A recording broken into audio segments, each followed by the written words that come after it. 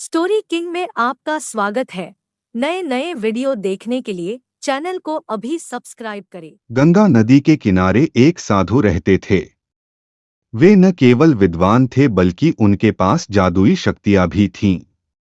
एक दिन वे ध्यान में मग्न थे, तभी बांस की चोंच से एक चूहिया छूटकर उनके हाथों में आ गिरी। काली चमकीली आंखें थीं। उन्हें वह बहुत अच्छी लगी, पर घर ले जाने से पहले उन्होंने जादुई मंत्रों के प्रयोग से उसे एक लड़की में बदल दिया। वे उस लड़की को घर ले जाकर पत्नी से बोले, तुम हमेशा से संतान चाहती थी न, तो लो, आज से यही हमारी पुत्री है। इसे पूरी देखभाल व स्नेह से पालो। साधु की पत्नी भी अपनी पुत्री को देख प्रसन्न हो उठी। वह उसे राजकुमारी की तरह पालने लगी। साल बीतते गए, नन्ही लड़की एक सुंदर युवती बन गई। जब वह 18 वर्ष की हुई तो साधु व उसकी पत्नी उसके लिए वर तलाशने लगे। साधु ने कहा, मेरी बिटिया का विवाह ऐसे व्यक्ति से होना चाहिए जो सबसे बड़ा हो। मेरे हिसाब से सूर्य ठीक रहेगा। पत्नी ने भी हामी भरी।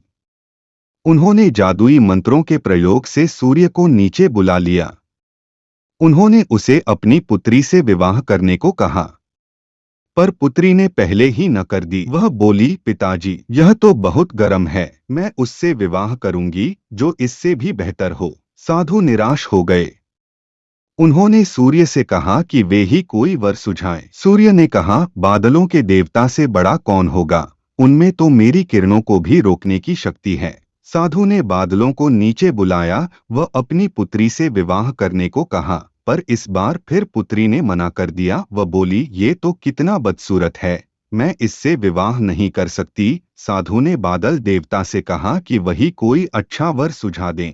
वे बोले, पवन देवता ठीक रहेंगे, वे तो मुझे भी अपने फूंक से उड़ा देते हैं। साधु ने पवन देवता को बुलाकर अपनी पुत्री से विवाह करने को कहा। पुत्री ने फिर इनकार कर दिया। वह बोली, मैं इससे शादी नहीं करूंगी। ये तो कहीं टिकते नहीं, हमेशा यहाँ वहाँ भागते रहते हैं। साधु ने पवन देव से पूछा, क्या मेरी पुत्री के लिए ऐसा वर हो सकता है जो आपसे भी बेहतर हो? पवन देव ने कहा कि पर्वत देव मजबूत व ऊंचे हैं, वे मेरा भी रास्ता रोक देते हैं। साधु ने पर्वत देवता से कहा कि वह उसकी पुत्री से विवाह कर लें। पुत्री ने फिर से मना कर दिया। वह बोली, ये तो बहुत लंबे, सख्त व कठोर हैं, मैं इनसे विवाह नहीं कर सकती, इनसे भी कोई बेहतर चाहिए। पर्वत देवता ने चूहे का नाम सुझाया। वे बोले, माना मैं काफी सख्त, मजबूत व ऊंचा हूं, पर चूहे मुझ में भी आसानी से बिल बना सकते हैं।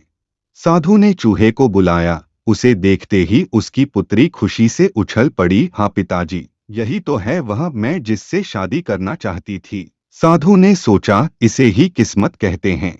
यह एक चूहिया थी और एक चूहे से विवाह करना ही इसके भाग्य में लिखा है। उन्होंने जादुई मंत्रों के प्रभाव से पुत्री को फिर से चूहिया बना दिया।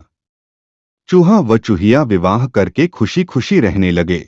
अगर ये हमारी वीडियो अच्छी लगी हो तो हमारे चैनल को सब्सक्राइब करें और बेल आइकन को जरूर दबाएं। वीडियो पूरा देखने के लिए आपका बहुत बहुत धन्यवाद।